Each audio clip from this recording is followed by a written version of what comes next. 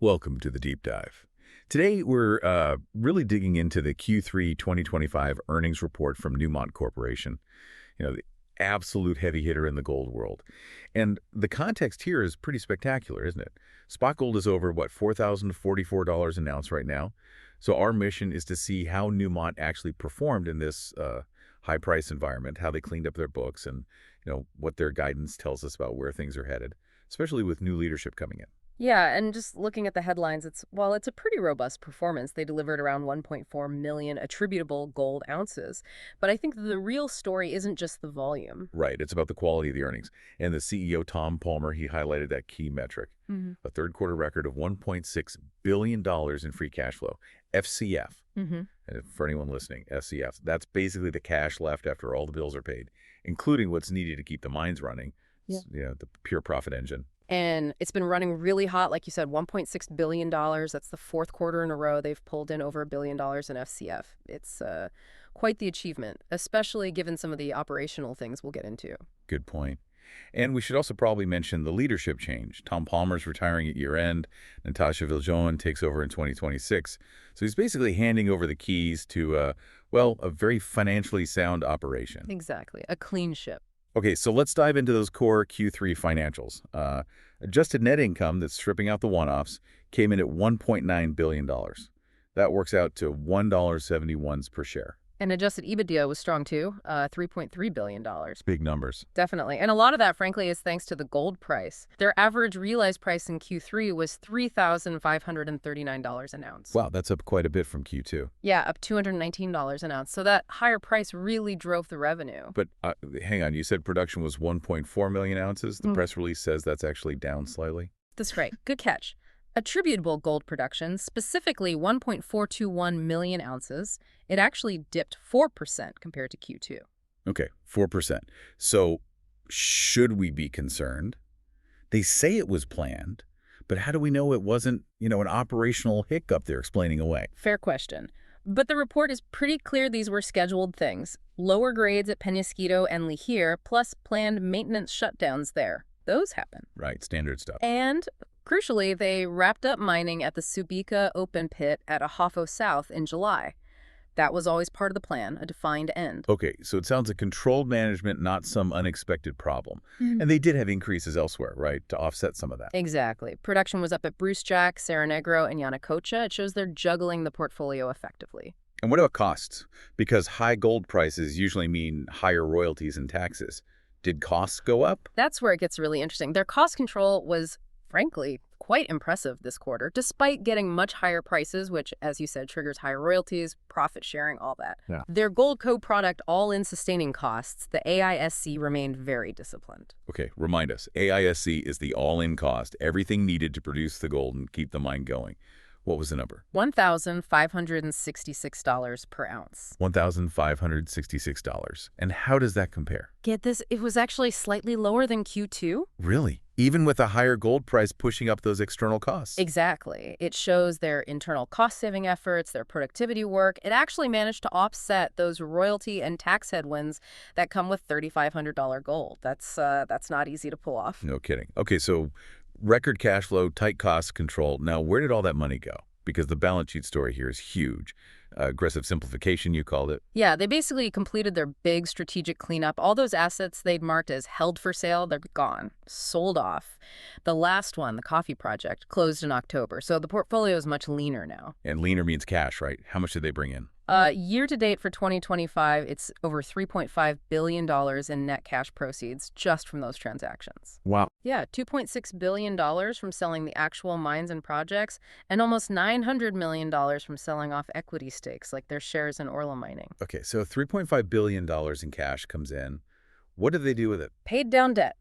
Aggressively. They ran a debt tender offer, managed to slash total debt by $2 billion just in the quarter. $2 billion. And the result, if you look at the big picture, net debt, so total debt minus cash, they ended Q3 at just $12 million, essentially zero net debt. Wait, 12 million? Down from over $5 billion last year? Exactly. A massive turnaround. They're sitting on $5.6 billion in cash now, and total liquidity is $9.6 billion. Just a huge amount of financial flexibility. So much dry powder. What's the impact of that kind of balance sheet strength? Well, the market definitely noticed. Moody's upgraded their credit rating to A3, stable outlook. A3, that's pretty high grade, isn't it? Oh yeah, it's significant. It means lower borrowing costs if they need them down the line, but more importantly, it signals to big investors that Newmont is now seen as a very low-risk company, financially speaking. Opens up possibilities. And while they're strengthening the company, are they returning value to shareholders too? They are. Since the last earnings call, they've returned $823 million through buybacks and dividends, and they declared the Q3 dividend $9.25 per share. Okay, so recap. Record cash, almost no debt, simplified portfolio. What does this mean looking forward? They actually improved some of their 2025 guidance, right? That's right. Production guidance for the full year stays the same, 5.9 million ounces. And overall, AISC guidance is unchanged too. Hang on. If AISC guidance is unchanged, but they found savings, Yeah. where did the improvement come from? Good question. The improvement was in the overhead categories. They lowered their guidance for general and administrative costs by $85 million and for exploration and advanced projects by $75 million. Seems like they found savings internally, maybe lower labor or contractor costs. Okay, so internal savings on G&A and exploration, but you said overall AISC guidance didn't change. Why not, if they saved money internally? That's the sort of double-edged sword of the high gold price we talked about. Those internal savings were basically canceled out by the higher external costs. The royalties, the taxes, the profit sharing that automatically kick in when gold is selling for so much. Right, right. So they effectively managed to tread water on total cost, which in this environment is actually a win. Exactly, a victory in itself. And what about capital spending? CapEx. They tightened the purse strings there a bit for 2025 too. Total capital guidance decreased or improved, as they put it, by $200 million for the year. 200 million. Was that cutting projects? Not really cutting, more like shifting timing. Sustaining capital guidance dropped $150 million, mostly because some tailings work at Cadia got pushed out slightly. Okay. And development capital guidance dropped $50 million, again due to timing shifts, this time related to studies and development work for the Red Chris expansion. So careful management of spending timelines. Makes sense. But it's not all about saving or deferring, is it? There's new production coming online.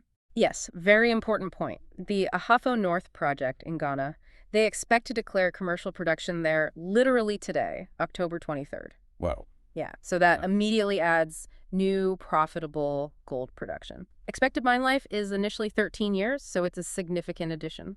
Okay, so that feeds into the 2026 outlook then.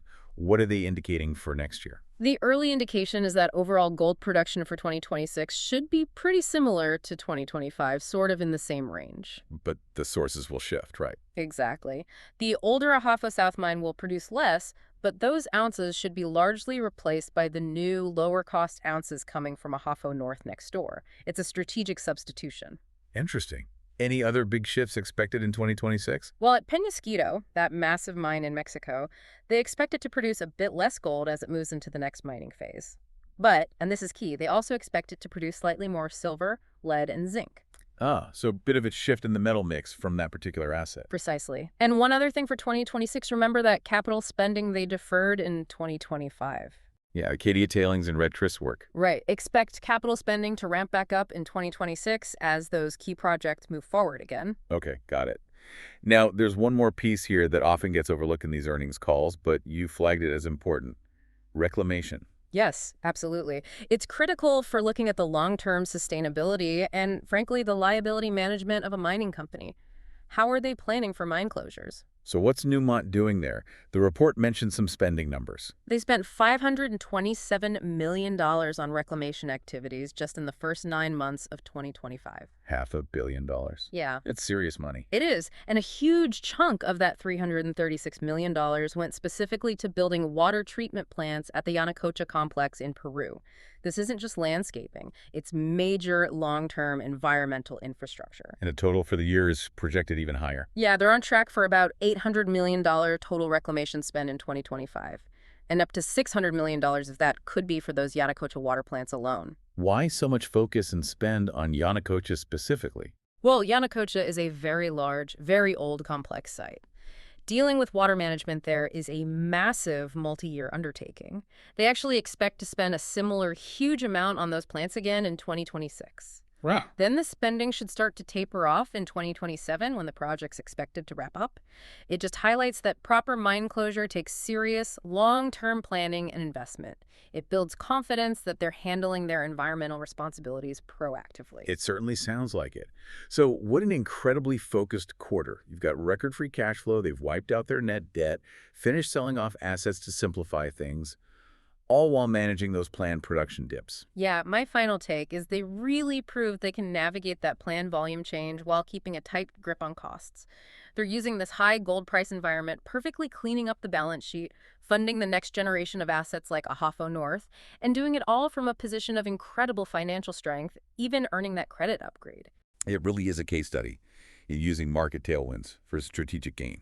Okay, so here's a final thought for you, the listener, to chew on, building directly on what we've discussed. That 2026 outlook hints at a subtle but important shift.